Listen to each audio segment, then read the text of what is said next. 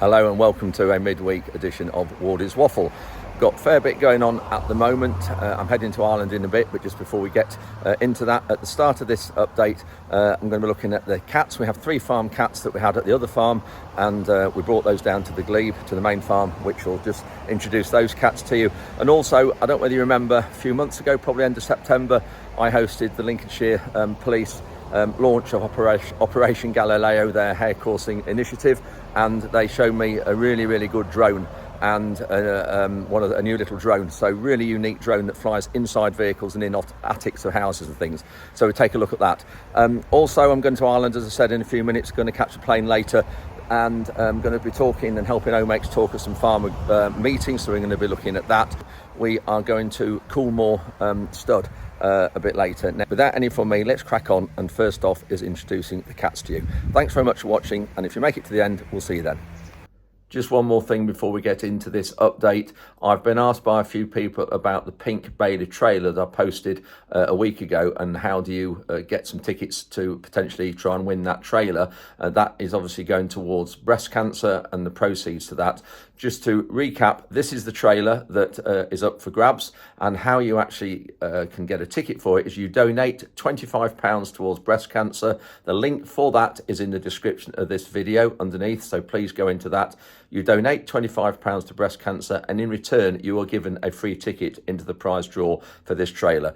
The video I put up dedicated to the whole trailer was about 5 minutes long last week. That describes it. We've got Phil Noon from Sharman's describing the trailer and the whole process of how you can enter into the draw. You can do it from anywhere in the world. You don't have to be just in the UK, so anybody can enter it, which was another question I've had. So please do that. It's for a fantastic cause. And remember, the link for the Just Giving page is in the description of this video.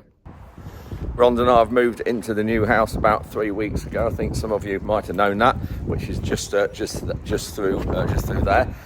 Anyway, where we've been living at the other farm, we had 3 cats up there, and it was always a dilemma because they were sort of not born there, but they were kittens. I got them from up there, and that's been their home. And the farm there is a lot quieter than where it is here. On the side of a road, but a very minor road, and have a lot more sort of area they can go without getting run over, because the A17 is just literally that side. Anyway, decided to bring them down here. This is now the 2nd week down here. They're shut up in this shed here. I'll just have a look and show you, and it's just a bit of a quandary as to how long we leave them here.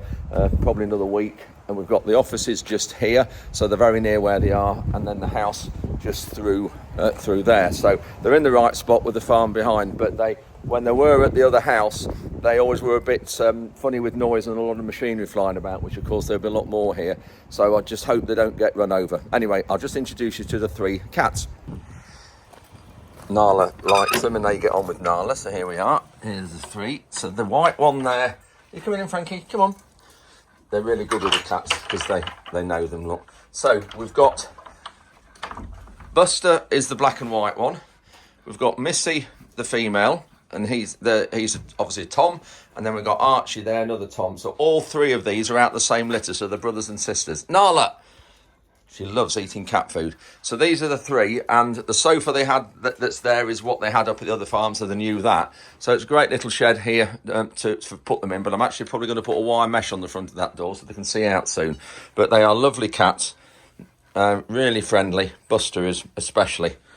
But they are now just starting to look like Archie. Archie is just starting to look out the door now.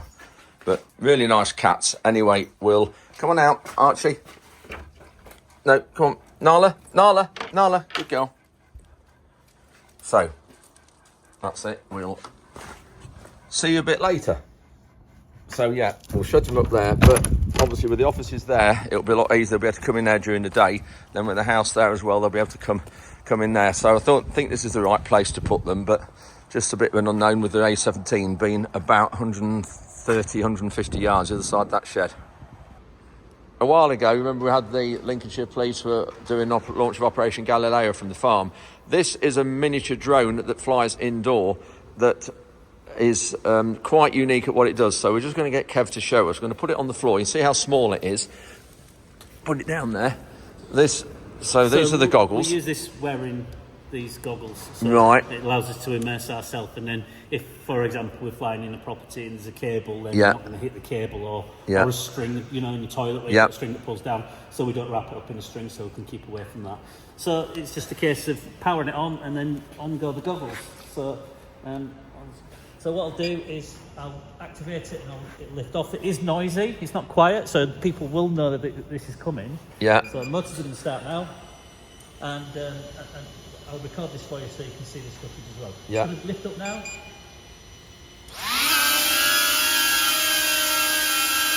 So now what I've got, Andrew, is a really immersive view, and I can control this and I can fly it into some really tight corners. So let's just say, for sake of argument, we suspected there was someone hiding underneath your machinery there. We could fly it in and we could actually go in underneath as well. And in fact, what I'll do is I'll go in underneath and I'll just manage to get in underneath and I'll come out the front of that. In fact, it's got something on the front, so I'm just going to come out the side there. So I'm just flying out the side, so I've searched underneath there, and that's good, and there we are, we're back out, and then you go and you can see it again. Through that gap. Yeah, so I went underneath there and searched. I can go under this track to have a search under there, make sure there's nobody there. And then what I can do is, if I want to look in the cab, fly up, and if the window or the door is open, I can fly in. But what I can do is I can fly right up towards your window. Yeah. This I can fly right up, and it's got protection around it. And now as I do this, I'm looking right down into the back of the cab, and I'm looking up. I can see the roof. I can go a little bit higher up, and I can look to make sure there's nobody hiding on the top. So I can search the top of the roof, and that's allowing me to search the top as well, so there's nobody hiding up there. So what I'll do is I'll give you the goggles so you can have a look. If I just open that cab door of that forklift, you go in it? Yeah, well, I'll just move this out of the way. So I'll just open this.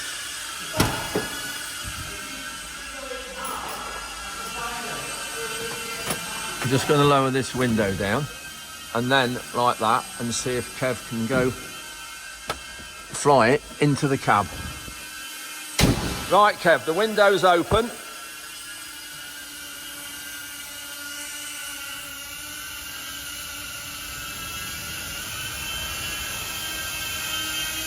So I'm now inside, I'm looking around, I can see it says MAN, Yeah.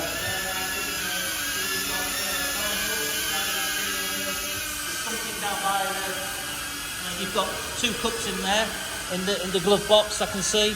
So I can literally see every level of detail that's in there, but I'll bring it back out through the window and I'll show you, Andrew. So what I'll do is Absolutely brilliant. I'll just land that for a second. Yeah. Just whilst I get the goggles sorted out for you. The fact you can go in a house and go upstairs and in rooms and in attics are just fantastic. Yeah. Brilliant. So I'll fit the goggles onto you. So let's put these on for you, and then I'll fly it for you, and then So there you go, Andrew. You've got the goggles on now. Yeah. So what I'll do is I'll just fly it for you, so you can see. Started the motors and it's lifted up. Stay leaning against the van because it's a little bit virtual reality. Right. So I'll fly it around first so you can see it. So we'll go over and have a look at the top of the roof. If there was a criminal hiding and they were on the roof. So obviously I can't see exactly where I'm flying into. Is that the middle of the window? Middle of the window, right in the middle you are. We go right in through the window. Incredible this. And now we're in there. I can turn around, look around. I can see what's looking down in the footwell. Yes, to I can make sure see there's those. nobody hiding. There's nobody stuck anything on the roof there. No. And then I'll just fly it back out. I'll just have a look where we are.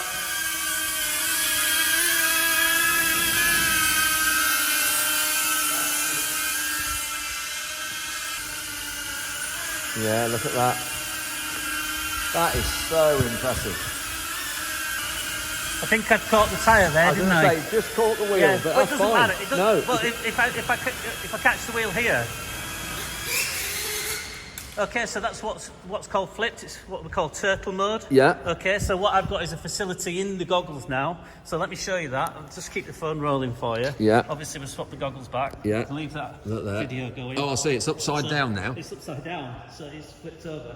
So what we'll do, I'll go back to here. So Kev's now got the goggles on. Yeah, actually, your eyes were very similar to mine, to be fair. Yeah. So if I just come back, sorry, just takes a second, go to that one, and this is what's called turtle mode. Right. So I'll activate it. Look at that. Back up. So what I'm able to do now is just carry on what I was doing. Start the motors, lift off again, and carry on. Obviously, So I've just arrived in Dublin and it's Tuesday evening, looking forward to 3 great days here with Omex Fertilisers. They've asked me to come and help them talk to groups of farmers dotted around Southern Ireland about the benefits of liquid fertilisers. We have been on that for about probably 6-7 years now, so we're going to be doing a presentation to them about what we do at home in England and how we manage the fertiliser, the benefits, pros, cons and all that. So looking forward to catch up with a few farmers and a few other people in Ireland. I haven't had anything to eat for a few hours. I thought I'll have a sandwich and a coffee, but you're fine if you like tuna. And another shelf of tuna. And another shelf of tuna. But I don't like tuna. But this was a winter wheat crop, first wheat crop. It had a residual nitrogen level in the soil nitrogen supply of 40 units to the acre of nitrogen. So a pretty high level of residual nitrogen in the soil when it was NMIN tested. It received 2 doses of NitroFlow. Each dose was the same amount, one in early March, one in early April, and each dose was 64 units to the acre of nitrogen. So if you total all that load up, 128 units applied plus 40 in the soil, not a high dose of nitrogen, but that was the optimum in that field for that year. And so that dose of nitrogen achieved just shy of 12 tonne a hectare, 4.8 tonnes an acre, something like that. Good result. And the grain protein was just shy of 10. Not that grain protein is significant in this instance. Of those 2 doses, one in March, one in April, they then added a protector, an inhibitor, to firstly the second dose, and then they tried it with both. And the addition of 1 dose of inhibitor, NBPT, the brand is NitroShield, caused an improvement of 400 weight to the acre, or just shy of half a tonne to the hectare.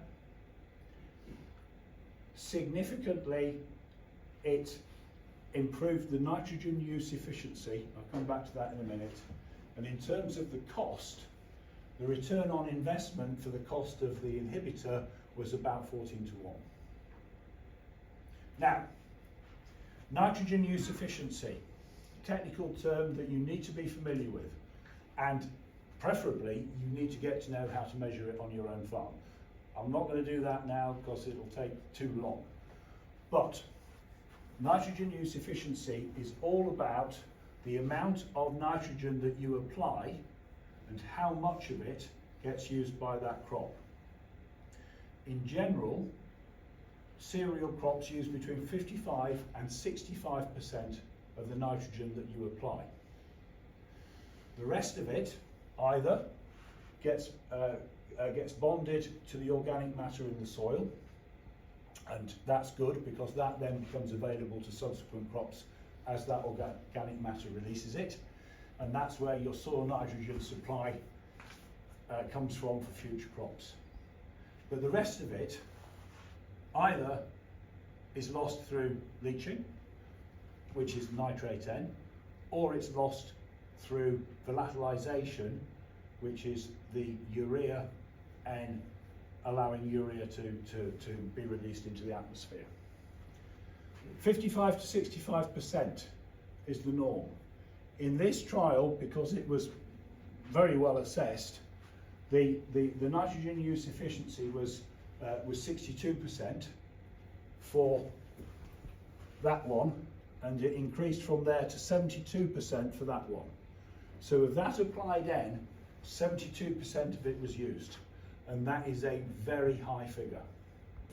At the moment of testing, and that would give you an indication of how many kilos of N of that crop requires to take it through to. You'll be more inclined to score. We're on the M7 between Dublin and Limerick. Just wanted to point out, besides the queue of vehicles, which we're very glad we're not in that, but these meticulously trimmed hedges in the middle of this motorway.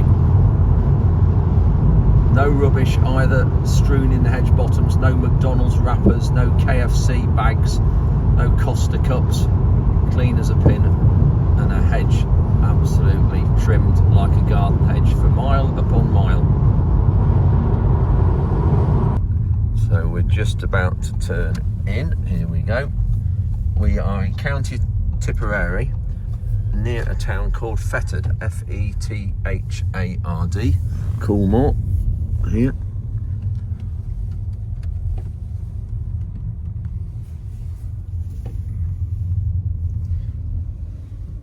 As you can just see, we've got a load of people behind me. We're just about to start another Omex meeting. I'm in Care in Southern Ireland, and this is for Premier Agri, another one of Omex's customers. Just before we get going with this and end this update, you'll see a minute ago we did get to Coolmore Stud and the farm as well. We had a few hours there this afternoon. Absolutely blown my mind. What a fantastic place, both the stud and the farm. And had a great tour around with farm manager and agronomist Tony Nugent. Had a fantastic time with him, and I've got a lot of clips put together. I'm going to put together, but Coolmore PR and the media team just want to see it before I put it out. So I'm going to actually do a full video on the Coolmore farm, because it is just breathtaking. They are absolutely fantastic. The standard of the crops is unbelievable. The oilseed rape we've seen, the winter barley and the machinery, and they are very, very forward thinking. So I was mightily impressed with them. So hopefully I'll get the go ahead to post the video and let you see it. But had a really, really good visit this afternoon. So thank you, Tony, and thank you, Coolmore, for your hospitality today, which was unbelievable. Anyway, just before we go as well, one last thing. I see glyphosate was reauthorised in the EU for I think another 10 years, which is great. So that's good. We've got it authorised until 2025, until all our EU things finally finish and we get into our own system, so that's good as well. So glyphosate is so important for use in conservation agriculture, as we call it. And glyphosate, for those non-farmers, this is what you buy in Roundup from garden centres, or Weedol, I think, is another one that is glyphosate. So yeah, really important we've got that. Anyway, enough of me for rambling on now. I've got to go here, and this meeting's about to start. Thanks very much for watching, and we'll catch up with you on Sunday, on Sunday's update. Just before I go, at home we are lifting sugar beet in a couple of days on the light land. We've got some bales collected as well to go around the heat, but hopefully we are going to be starting drilling on this light land next week. Anyway, that's it from me. Thanks for watching, and we'll see you on Sunday.